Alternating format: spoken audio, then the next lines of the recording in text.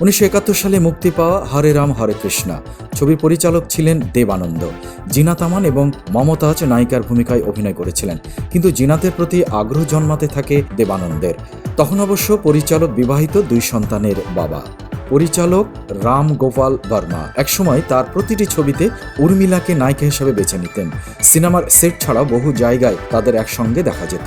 দুজনের মধ্যে কেউ নিজেদের সম্পর্ক নিয়ে কোনোদিন প্রকাশ্যে কিছু বলেননি, কিন্তু অভিনয় জগতের শীর্ষে থাকা উর্মিলার ক্যারিয়ারের হঠাৎ ছন্দপতনও ঘটে।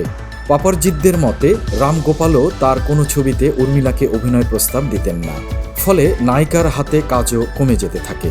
শুধু উর্মিলাই নন, অন্তরা মালির সঙ্গেও রামগোপালের সম্পর্ক ছিল। রামগোপাল পরিচালিত মাস্ত রোড কোম্পানি ডার্না মান্না হাই ছবিতে অন্তরাকে অভিনয় করতে দেখা গিয়েছিল। দুর্ভাগ্যবশত কোনো ছবি বক্স অফিসে জায়গা করে নিতে পারেনি। অন্তরাও নিজেকে সিনেমা জগৎ থেকে ধীরে ধীরে সরিয়ে নিতে থাকেন। অভিনেত্রী সুস্মিতা সেন বলিউড জগতে পা রাখেন দস্তক ছবির মাধ্যমে। মহেশ ভাট সেই ছবির পরিচালক হওয়ার সূত্রে ফিল্মের সেটেই তার সঙ্গে বিক্রম ভাটের পরিচয় হয়। তাদের অন্তরঙ্গ সম্পর্কের কথা তখন বলিউডের সবার মুখে মুখে। স্ত্রী অদিতির সঙ্গে বিচ্ছেদের কারণ হিসেবে বিক্রম অবশ্য তার সঙ্গে সুস্মিতার বিবাহ বহির্ভূত সম্পর্ককেই দায়ী করেছেন। অভিনেত্রী হুমা কুরেশিকে বলিউডের পর্দায় প্রথম দেখা যায় অনুরাগ কাশপানের ছবিতে। এমনকি তাদের দুজনকে একসঙ্গে অনেক অনুষ্ঠানে দেখা গিয়েছে। বিভিন্নভাবে শোনা যায় স্ত্রীর সঙ্গে সম্পর্কে টানাপোড়েনের চলাকালীন হুমার সঙ্গেই ঘনিষ্ঠ হতে শুরু করেন পরিচালক। তবে এক সাক্ষাৎকারে হুমা জানিয়েছেন অনুরাগ শুধুমাত্র তার একজন ভালো বন্ধু।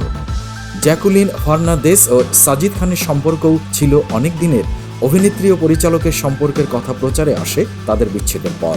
সংবাদ সংস্থার সূত্রে খবর, জ্যাকুলিনের প্রতি সাজিদের অত্যাধিক অধিকার বোধ ও জ্যাকুলিনকে হারিয়ে ফেলার ভয় তাদের সম্পর্কে তিক্ততা তৈরি করেছিল। তো ভিউয়ার, এই ছিল আমাদের আজকের ভিডিও। ভালো লাগলে লাইক দিন এবং শেয়ার করুন বন্ধুদের সঙ্গে। আর তারকাদের জীবন সম্পর্কে এমনই সব মজাদার তথ্যবহুল ভিডিও পেতে চাইলে আমাদের পেজের ফলো বাটনটিতে ক্লিক করে রাখুন।